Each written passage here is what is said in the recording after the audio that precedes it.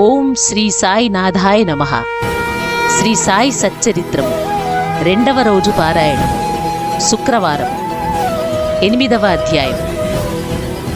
మానవ జన్మ యొక్క ప్రాముఖ్యము, బాబా యొక్క భిక్షాటనము, బాయిజాబాయి యొక్క ఎనలేని సేవ, ముగ్గురి పడక స్థలము, రహతా నివాసి కుశాల్చంద్.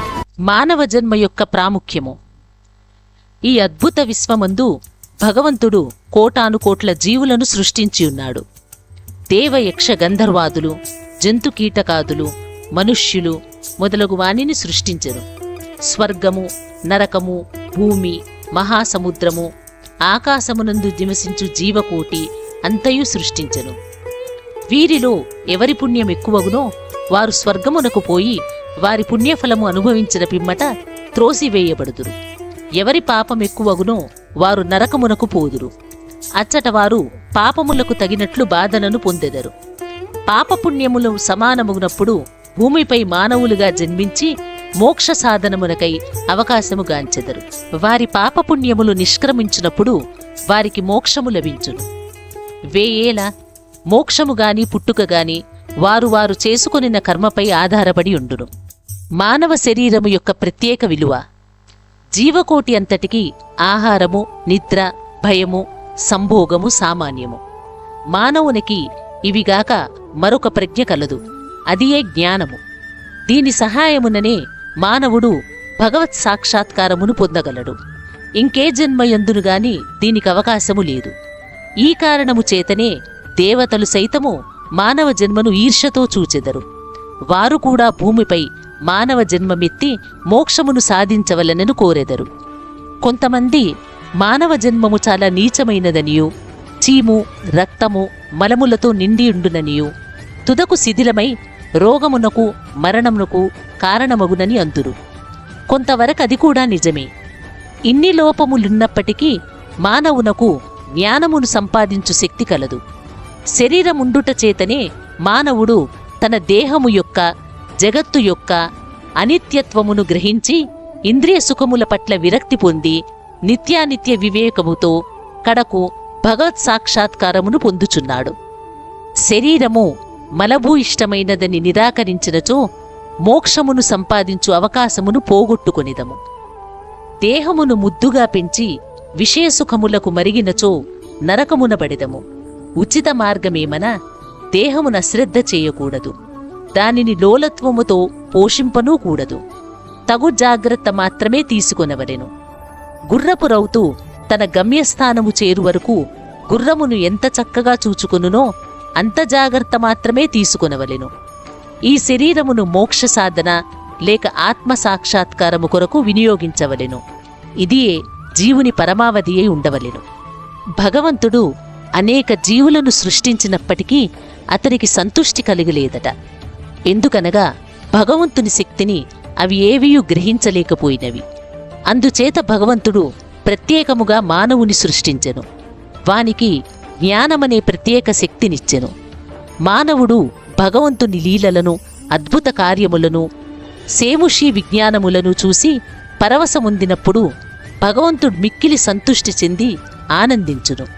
అందుచే మానవ జన్మ పొందుట, లభించుట గొప్ప అదృష్టము. బ్రాహ్మణ జన్మ పొందుట అందులోనూ శ్రేష్టము. అన్నిటికంటే గొప్పది సాయిబాబా చరణారవిందములపై సర్వస్య శరణాగతి చేయున అవకాశము కలుగుట. మానవుని విద్యుక్త ధర్మము. మానవ జన్మ విలువైనదనియు, దానికెప్పటికైనను మరణము అనివార్యమనియు గ్రహించి మానవుడెల్లప్పుడూ జాగరూకుడయుండి జీవిత పరమావిధిని సాధించుటకై ప్రయత్నించవలేను. ఏమాత్రమును అశ్రద్ధగాని ఆలస్యముగాని చేయరాదు. త్వరలో దానిని సంపాదించుకొనుటకు ప్రయత్నించవలెను. భార్య చనిపోయినవాడు రెండవ భార్య కొరకెంత ఆతురపడునో, తప్పిపోయిన యువరాజుకై చక్రవర్తి ఎంతగా వెతుక యత్నించునో, అటులనే విసుగు విరామము లేక రాత్రింబవళ్ళు కృషి చేసి ఆత్మసాక్షాత్కారమును సంపాదించవలెను. బద్ధకమును, అలసతను, కునుకుపాట్లను దూరమునర్చి అహోరాత్రములు ఆత్మయందే ధ్యానము నిలుపవలెను. ఈ మాత్రము చేయలేనిచో మనము పశుప్రాయులమగుదుము. తక్షణ కర్తవ్యము. మన ధ్యేయము సత్వరము ఫలించు మార్గమేదన వెంటనే భగవత్ సాక్షాత్కారము పొందిన సద్గురువు వద్దకేగుట. ఆధ్యాత్మిక ఉపన్యాసములెన్ని విన్నప్పటికీ పొందనట్టిదియు, ఆధ్యాత్మిక గ్రంథములెన్ని చదివినను తెలియనట్టిది అగు ఆత్మసాక్షాత్కారము సద్గురుల సాంగత్యముచే సులభముగా పొందవచ్చును. నక్షత్రములన్నీయూ కలిసి ఇవ్వలేని వెలుతురు సూర్యుడెట్లు ఇవ్వగలుగుచున్నాడో అటులనే ఆధ్యాత్మిక ఉపన్యాసములు గ్రంథములు ఇవ్వలేని జ్ఞానమును సద్గురువు విప్పి చెప్పగలడు. వారి చర్యలు సామాన్య సంభాషణలే మనకు మౌన ప్రబోధములు. శాంతి, క్షమ, వైరాగ్యము, దానము, ధర్మము, మనోదేహములను స్వాధీనమందుంచుకునుట, అహంకారము లేకుండుట మొదలగు శుభలక్షణములను వారి ఆచరణలో చూసి భక్తులు నేర్చుకుందురు. వారి పావన చరితములు భక్తుల మనములకు ప్రబోధము కలుగజేసి వారిని పారమార్థికముగా ఉద్ధరించును. సాయిబాబా అట్టి మహాపురుషుడు, సద్గురువు. బాబా సామాన్య ఫకీరు వలె సంచరించుచున్నప్పటికీ వారెప్పుడునూ ఆత్మానుసంధానమునందే నిమగ్నులగుచుండిరి. దైవభక్తి గల పవిత్ర హృదయములు వారికి సదా ప్రీతిపాత్రులు. వారు సుఖములకు ఉప్పొంగువారు కారు, కష్టముల వలన కృంగిపోవువారు కారు.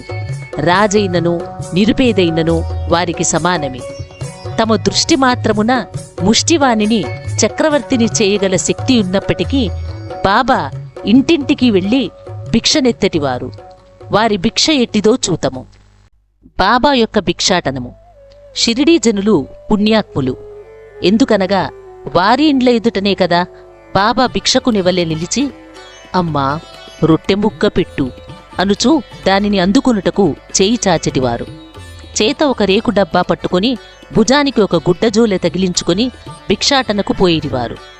బాబా కొన్ని ఇంట్లకు మాత్రమే భిక్షకు పోయేటివారు.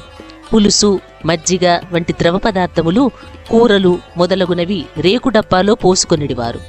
అన్నము, రొట్టెలు మొదలగునవి జోలెలో వేయించుకొనిటివారు. బాబాకి రుచి అనున్నది లేదు. వారు జిహ్వను స్వాధీనమందుంచుకునిరి. కాన అన్ని పదార్థములను రేకు డబ్బాలోనూ జోలెలోనూ వేసుకొనిటివారు. అన్ని పదార్థములను ఒకేసారి కలిపివేసి భుజించి సంతుష్టి చెందేవారు. పదార్థముల రుచిని పాటించేవారు కారు. వారి నాలుకకు రుచి అనున్నది లేనట్లే కనిపించుచుండెను. బాబా భిక్షకు ఒక పద్ధతి, కాలనియమము లేకుండెను. ఒక్కొక్క దినము కొన్ని ఇండ్ల వద్ద మాత్రమే భిక్ష చేసేటివారు. ఒక్కొక్కసారి 12 సార్లు కూడా భిక్షకు వెళ్ళేటివారు. భిక్షలో దొరికిన పదార్థములన్నిటినీ ఒక మట్టి పాత్రలో వేసేవారు. దానిని కుక్కలు, పిల్లులు, కాకులు విచ్చలవిడిగా తినుచుండెడివి. వాటిని తరిమేవారు కారు. మసీదు తుడిచి శుభ్రము చేయి స్త్రీ 10-12 రొట్టె ముక్కలను నిరాటంకముగా తీసుకొనుచుండెడిది. కుక్కలను, పిల్లులను కూడా కలలో సైతము అడ్డుపెట్టని వారు ఆకలితో ఉన్న పేదల ఆహారమునకు అడ్డు చెప్పుదురా? ఫకీరు పదవియే నిజమైన మహారాజ పదవి అని, అదియే శాశ్వతమని, మామూలు సిరి సంపదలు క్షణభంగురాలని బాబా అనుచుండెడివారు. ఆ పావన చిరుతిని జీవితము వంటి జీవితమే కదా మిగుల ధన్యమైనది. మొదట షిరిడీ ప్రజలు బాబానొక పిచ్చి ఫకీరని భావించి అటులనే పిలిచెడివారు. భోజనోపాధికై, రొట్టె ముక్కలకై గ్రామములో భిక్షనెత్తి పొట్టపోసుకొనిడు పేద ఫకీరన్నా ఎవరికి గౌరవమేమియుండును?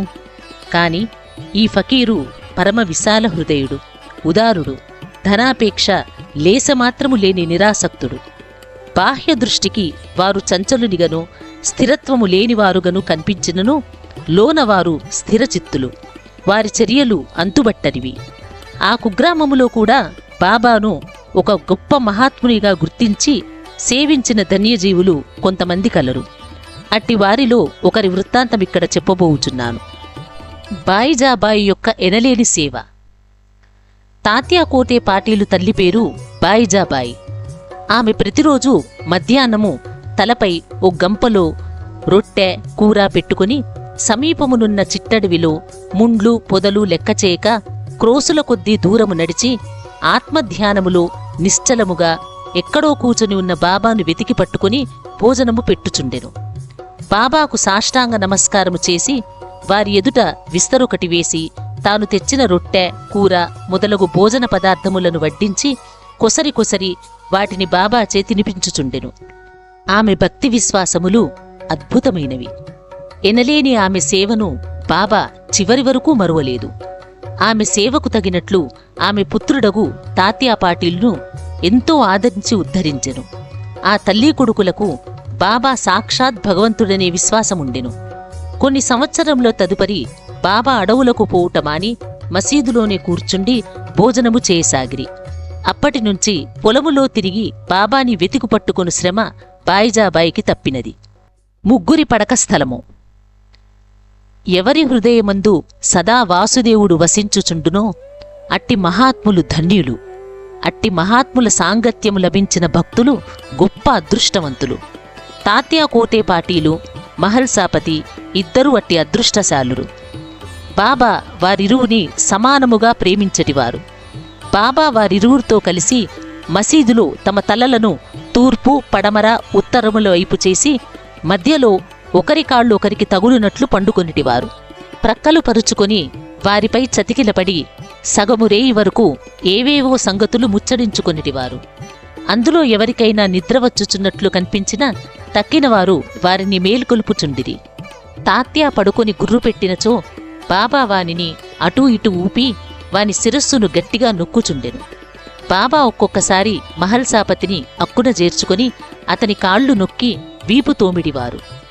ఈ విధముగా 14 సంవత్సరములు తాత్యా తన తల్లిదండ్రులను విడిచి బాబాపై ప్రేమచే మసీదులోనే పడుకొనెను. అవి మరపురాని మధుర దినములు. బాబా ప్రేమానురాగములు కొలువరానివి. వారి అనుగ్రహము ఇంతయని చెప్పుటకు అలవికానిది. తండ్రి మరణించిన పిమ్మట తాత్యా గృహబాధ్యతను స్వీకరించి ఇంటిలోనే నిద్రించుటకు ప్రారంభించెను. రహతా నివాసి కుశాల్ చంద్. సిరిడీలో తాత్యా తండ్రిగారైన గణపతిరావు కోతే పాటీల్ను బాబా ఎంత ప్రేమాభిమానములతో చూచటివారో అంతటి ప్రేమాదరములతోనే రహతా నివాసియగు చంద్రబాను సేట్ మార్వాడిని చూచుచుండిరి. ఆ సేట్ మరణించిన పిమ్మట అతని అన్నకొడుకగు కుశాల్ చంద్రు కూడా మిక్కిలి ప్రేమతో చూచుచూ అహర్నిశలు వాని యోగక్షేమమరయుచుండిరి. ఒక్కొక్కప్పుడు టాంగాలోనూ మరొకప్పుడు ఎద్దుల బండి మీదనూ బాబా తన సన్నిహిత భక్తులతో కలిసి రహతా పోవువారు. రహతా ప్రజలు బాజా భజంత్రిలతో ఎదురేగి బాబాను గ్రామ సరిహద్దు ద్వారమున వద్ద దర్శించి సాష్టాంగ నమస్కారములు చేసేటివారు. తరువాత మహావైభవముగా బాబాను గ్రామములోకి సాదరముగా తీసుకుని వెళ్ళేటివారు. కుశాల్ చందు బాబాను తన ఇంటికి తీసుకుని పోయి తగిన ఆసనమునందు కూర్చుండజేసి భోజనము పెట్టెటివారు. ఇరువురూ కొంతసేపు ప్రేమోల్లాసములతో ముచ్చటించుకొనిటివారు. తదుపరి బాబా వారిని ఆశీర్వదించి సిరిడీ చేరుచుండెటివారు. సిరిడీ గ్రామమునకు సమాన దూరములో ఒకవైపు దక్షిణమున రహతా, మరోవైపు ఉత్తర దిశయందు నీమ్గాం ఉన్నవి. ఈ 2 గ్రామములను దాటి బాబా ఎన్నడూ ఎచ్చటికీ పోయి ఉండలేదు. వారెన్నడూ రైలుబండిలో ప్రయాణము చేసి ఎరుగరు. రైలుబండిని కనీసము చూసి కూడా ఉండలేదు. కాని సర్వజ్ఞుడైన బాబాకు బండ్ల రాకపోకలు ఖచ్చితముగా తెలియచుండెడివి. బాబా వద్ద సెలవు పుచ్చుకొని వారి ఆజ్ఞానుసారము ప్రయాణము చేయువార్లకు ఏ కష్టములు ఉండేటివి కావు. బాబా ఆదేశమునకు వ్యతిరేకముగా పోవువారు అనేక కష్టముల పాలగుచుండిరి. అటువంటి కొన్ని సంఘటనలను మరికొన్ని ఇతర విషయములను రాబో అధ్యాయములో చెప్పెదను. 8వ అధ్యాయము సంపూర్ణము. సద్గురు శ్రీ సాయినాథార్పణమస్తు. శుభం భవతు. ఈ వీడియో మీకు నచ్చినట్లయితే లైక్ చేయండి, షేర్ చేయండి, మా ఛానల్ని సబ్స్క్రైబ్ చేయండి. మా పాఠకులు ఎక్కడ ఉన్నా సులభముగా సాయి సచ్చరిత్ర 53 అధ్యాయాలు వినుటకు మరియు తెలుసుకునుటకు సనాతన నిధి అప్లికేషన్ ప్రతి అధ్యాయము వీడియోలుగా చేసి మీకు అందిస్తున్నాము. సనాతన నిధి యాప్ని డౌన్లోడ్ చేసుకుని సాయిబాబా జీవితగాథను తెలుసుకోండి మరియు ప్రత్యేక క్విజ్ కార్యక్రమంలో పాల్గొని విజేతలుగా నిలవండి.